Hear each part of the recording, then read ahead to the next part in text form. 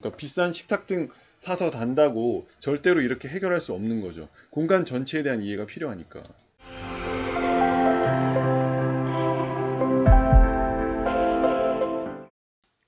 첫 번째, 입체적 요소가 중심이라는 거죠. 여기 보시면 이제 두 사람이 식사하는 모습입니다. 근데 우리가 식사를 할 때요, 그냥 앉아서 밥만 먹는 건 아니잖아요. 앞사람하고 대화도 하고, 앞사람의 표정을 보면서 뭐 소통을 하기도 하고, 표정을 보고 그 감정을 읽어내죠. 그래서 마주한 사람의 표정이 잘 보이는 이러한 조명 환경이 중요하다는 겁니다. 수평적 요소, 수직적 요소, 입체적 요소가 있는데 그 중에서도 식탁 공간에서는 입체적 요소, 그래서 빛의 조사 각도가 가장 중요합니다라는 내용을 강조해서 설명드릴 겁니다. 예전에 제가 설명드린 자료 다시 한번 복습 차원에서 말씀드리면 수평적 요소가 있죠. 수직적 요소가 있죠.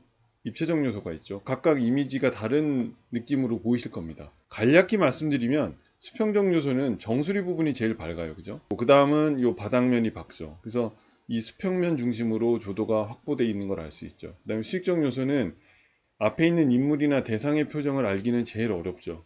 대신 바깥 부분, 저 뒷부분이 밝게 빛나면서 그 배경이 밝게 빛나게 되죠. 그래서 가장 편안한 쾌적한 밝기감을 확보할 수 있습니다 라고 설명드렸죠. 자, 이번 시간에 가장 강조해서 말씀드릴 게 그 입체적 요소라는 거예요. 인물의 표정을 가장 정확히 알 수 있고 빛의 조사 각도가 중요하다라고 하는 거죠. 자, 이 내용은 조명 디자인 028, 28편에 있습니다. 자, 입체적 요소에서 이 세 가지 이미지를 제가 보여드렸어요. A, B, C 이미지 중에 여러분들이 보시기에 가장 편안하고 자연스러운 이미지는 무엇입니까? 라고 질문 드렸죠. 거기서 가장 모범적인 답은 역시 C를 고르겠죠. 근데 A와 B는 부자연스럽게 느껴지죠. B에 대해서 우리가 공포스럽게 느끼시잖아요, 사실은. 이게 왜 비일상적이고 부자연스럽게 느끼냐면 이건 우리가 일상에서 보기 힘든 모습이죠. 그러니까 사선에서 빛이 가장 자연스럽게 들어올 때 우리는 그 인물의 표정을 보고 가장 자연스럽게 느끼는 거고 이게 입체적 요소가 높다라고 할 수 있죠. 그러니까 사물의 표정을 있는 그대로 정확하게 제대로 읽어내기 위한 빛의 요소는 C가 타당하다라는 거죠. 자, 사선에서 들어오는 빛은 45도 각도에서 가장 그 인물의 표정을 잘 읽어내기 좋다라고 했는데요. 여기서 중요한 건 직사광과 확산광의 차이가 있다는 거죠. 이것도 앞으로 설명드릴 식탁 조명의 그 빛의 구성에 따라 달라지니까 미리 한번 설명을 드리는 겁니다. 입체감은 상대적으로 직사광의 경우가 더 높죠. 그러니까 직사광과 확산광의 가장 큰 차이가 뭐죠? 직사광은 명암 대비가 강하죠. 이렇게 보시면. 이쪽은 약하잖아요. 명암 대비가. 밝고 어두운 부분의 그 대비가 약한 쪽이 확산광이죠. 직사광의 경우는요, 표정이 보다 정확하게 인식이 돼요. 상대적으로. 확산광에 비해서. 자, 그 다음에 확산광은요, 직사광에 비해서 상대적으로 표정이 부정확하게 인식되기 쉬워요. 그래서 확산광은 부드러운 인상이고요. 직사광은 날카로운 인상을 갖게 되죠. 그러니까 어느 쪽이 더 좋으냐, 어느 쪽이 더 나쁘냐의 얘기가 아니라 선택을 해서 식탁 조명의 상황에 맞게끔 여러분들이 필요한 상황을 설계에 적용해야 된다는 거죠. 자, 왼쪽과 오른쪽 상황 중에 어느 쪽이 보다 더 입체적 요소가 높은가요? 다른 말로 어느 쪽이 왼쪽과 오른쪽 중에 어느 쪽이 상대의 표정을 보다 파악하기 유리한 조명인가 하는 질문입니다. 정답은 보시죠. 사진을 통해서 보여드릴게요. 왼쪽은 배광이 좁기 때문에 이렇게 그림자가 깊게 드리워져서 상대의 표정을 읽어내기가 어렵다는 거고요. 자, 오른쪽의 경우는 배광이 넓기 때문에 45도 각도로 그 인물의 얼굴에 들어오는 빛이 적절하게 퍼져 있다는 거죠. 그래서 그 인물의 표정을 읽어내는데 훨씬 더 유리하다는 거죠. 자, 이 내용도 자세한 내용은 조명 디자인 027편에 있습니다. 나중에 참고해서 한번 보시기 바랍니다. 자, 두 번째, 국부 조명과 전반 조명의 관계입니다. 국부 조명이 있고 전반 조명이 부수적으로 필요하다라는 얘기죠. 왼쪽과 오른쪽에 보시면 조명기구에 따라서 공간의 느낌이 달라져 있는 것을 볼 수 있습니다. 조명기구의 모양새는 비슷비슷해요. 그런데 배광이 확실하게 다르죠. 빛의 퍼짐이 다르잖아요. 이 조명기구에선 아래로 떨어지는 빛이 가장 메인이고요. 그 다음에 부수적으로 조명기구 위쪽으로도 빛이 퍼지게 되죠. 자, 그러다 보니까 이 쉐이드가 반투명 소재로 빛이 퍼지게 되죠. 그래서 다이닝 공간, 이 식탁 공간 전체를 부드럽게 감싸는 방식으로 빛이 구성이 되어 있고 공간의 긴장도는 상대적으로 낮죠. 그러니까 편안한 느낌을 주기 쉽다는 거죠. 그래서 식탁 주변부의 이런 마감재 휘도도 올라가게 됩니다. 그러니까 결국 뭐예요? 이런 주변부의 그 벽이나 천정, 이 식탁면이 보다 밝게 빛나게 된다는 뜻이죠. 그래서 인물의 표정은 이런 정도로 나옵니다. 자, 이 조명은 위에서 아래로만 조명의 빛이, 펜던트의 빛이 떨어지잖아요. 그래서 테이블면을 보다 확실하게 밝혀주고 있다는 거죠. 쉐이드 소재가 불투명 소재이기 때문에 아래로만 빛이 향하고요. 공간의 긴장도는 그래서 올라갈 수밖에 없습니다. 그래서 공간의 긴장도를 이렇게 쉐이드의 소재에 따라 바꿔줄 수 있다는 거죠. 그리고 식탁 주변부의 마감재 휘도도 낮은 편이죠, 여기는. 그래서 마주한 인물의 표정, 이미지가 이렇게 상대적으로 왼쪽의 이미지보다는 보다 날카로울 수밖에 없죠. 명확하게 잘 보이긴 합니다. 자, 이 상황은 어떤 상황입니까? 이 펜던트 라이트를 불을 탁 켜게 되면 이렇게 빛이 자연스럽게 이렇게 퍼지게 됩니다. 그죠? 자, 그런데 이 상황은 이제 입체적 요소가 잘 갖춰진 거죠. 45도 각도로 여기 앉아 있는 사람의 입장에서 앞에 마주한 사람의 표정을 정확히 잘 볼 수 있다라는 거죠. 그래서 마주한 상대와 보다 편하게 소통하기 편한 조명 환경이고 상대의 표정을 읽기 쉽다는 겁니다. 자, 요 조명은 뭘까요? 요거 지금 점등돼 있잖아요. 그죠? 이 두 개가 켜 있는데 이 두 개가 켜짐으로 인해서 수직적 요소, 그러니까 그 배경이 되는 거죠. 여기 있는 인물의 배경이 되는 빛이 켜지게 되는 거죠. 그러면서 공간 전체의 밝기감도 확보하게 되고 그 다음에 공간의 긴장도는 낮춰주게 되죠. 그래서 전체적인 공간의 밝기감은 이런 수직적 요소에 해당합니다 라고 예전에 설명드렸어요. 자, 이런 식으로 조명기구가 펜던트 라이트 외에도 전반 조명의 역할을 해주는 이런 조명들이 필요하다는 거죠. 자, 이런 전반 조명의 역할을 담당하게 되는 조명이 켜 있지 않으면 어떻게 될까요? 이렇게 된다는 거죠. 그냥 검찰청 취조실 되는 거죠. 공간의 긴장도는 무지무지하게 높아지고 상대적으로 밝음과 어둠의 대비 너무너무 강해지죠.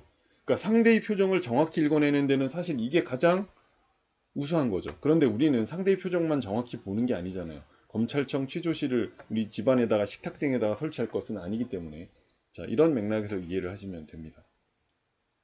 그 다음에 보시면 이런 반투명 소재의 쉐이드에서 빛을 확산시켜서 공간 전체를 밝게 비춰주는 방식이죠. 조명을 설계하기 이전에 우리 집 식탁 주변에 인테리어 마감재가 어떤 밝기 정도를 갖고 있는지, 즉 다른 말로 뭐라고 해요? 마감재 휘도가 높은지 낮은지를 분석하는 게 중요합니다. 지금 이 사례의 경우에는 마감재 휘도가 높은 거죠. 그러니까 벽지, 바닥재, 식탁 테이블까지 주로 밝은 느낌의 이런 소재로 만들어져 있으면 마감재 휘도가 높은 거죠. 그래서 이런 경우에는 조명 기구에서 나온 빛이 아래로 반사돼서 위로 또 반사되고 이런 여러 번 반사가 되잖아요. 그러면서 공간을 부드럽게 빛으로 감싸게 되죠. 이런 반사가 여러 번 일어날수록 공간의 긴장도는 내려가게 된다는 거죠. 자, 그래서 식탁 주변부의 마감재 휘도는 공간의 이미지에 영향을 준다라고 할 수 있습니다.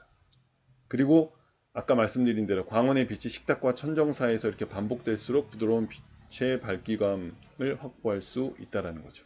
자, 식탁 펜던트 조명만 켰을 때 거기에다가 마감재 휘도까지 낮아요. 아까 상대적으로 앞에 있는 이미지에 비해서 마감재 휘도가 이쪽 제가 지금 보여드리는 사례에서 보시면 마감재 휘도가 낮은 거예요. 그죠? 그러다 보니까 공간의 긴장도는 올라가고 배광도 단순해질 수밖에 없죠. 요거 하나밖에 없으니까. 그러니까 펜던트 라이트에서 나온 빛이 정확하게 어둠 속을 뚫고 내가 어디까지 비춰주고 있어 라고 이렇게 알려주고 있죠. 배광이 정확히 드러나죠.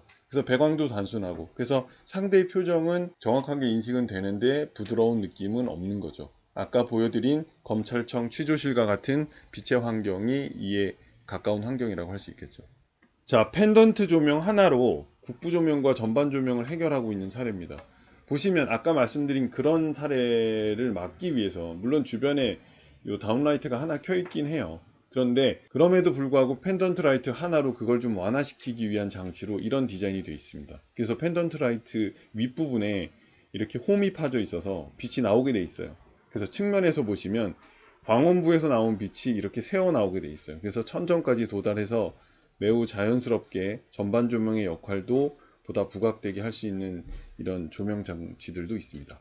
또 하나의 사례를 보면 자, 이런 조명 기구입니다. 자, 보시면 윗부분에 이렇게 빛의 그림자, 빛이 맺혀 있죠. 그러니까 천정부를 디자인하기 위한 천정부의 배광까지 고민한 이런 조명 기구들이 있어요. 이렇게 전문적인 배광 설계가 잘 돼 있죠. 그래서 조명기구에서 아래로 내려오는 빛도 있지만 위로 나오는 빛도 이 새어나오는 빛까지 잘 설계를 해서 조명기구가 보여주는 이런 아름다움과 윗부분의 이런 배광까지도 고려한 거죠. 이것도 역시 펜던트 조명 하나로 국부 조명의 역할을 해주면서 전반 조명까지 해결해주고 있는 모범 사례라고 할 수 있습니다. 예, 이 위로 가니까 상향광, 아래로 내려가는 하향광, 상향광과 하향광의 균형 중심의 광학 설계로 공간의 긴장도도 낮추고 있습니다. 그 식탁 조명에 관련된 설계 중요한 요인 세 번째는 LDK, 리빙 다이닝 키친, 거실, 식탁, 주방. 리빙 다이닝 키친에 대한 공간이 사실 다 연계되어 있죠. 그 연계되는 시선에 관련된 이야기입니다. 자, 보시기에 이 식탁이 이렇게 놓여 있어요. 자, 식탁이 있는 부분, 여기 사람이 앉아 있겠죠. 우리 앉아서 식사를 하고 할 때 여기 앉아서 식사를 하게 되는데 이 부분이 요즘 대부분의 그 LDK가 연결되어 있잖아요. 리빙하고 뭐 식탁하고 주방까지 다 연결되어 있다 보니까 이렇게 시선의 관점에서 공간을 전체적으로 이해를 해야 식탁 조명을 제대로 설계할 수 있다라는 말씀이죠. 그러니까 이쪽에 앉아서 TV를 보고 이 거실을 지난 이 시선이 잘 소통되기 위해서 다른 부분, 식탁 주변의 부분에도 밝기감이 형성돼 있어야 하고요. 마찬가지로 여기서 식사할 때 벽을 보게 되잖아요. 그 벽면이 어느 정도 적당한 밝기감을 가지고 있어야 된다는 거죠. 여기도 마찬가지죠. 자, 여기 식탁 조명은 이렇게 잘 켜져 있습니다. 근데 여기 앉아 계신 분이 이쪽도 바라보게 되죠. 여기가 이제 그 주방이잖아요. 주방 쪽을 바라보는 시선과 또 여기 앉아 계신 분이 저 TV가 있는 저쪽 거실 너머까지 잘 볼 수 있는 이런 시선 쪽에 이런 시선 방향도 잘 고민할 수 있도록 빛이 잘 설계되어 있어야 한다는 거죠.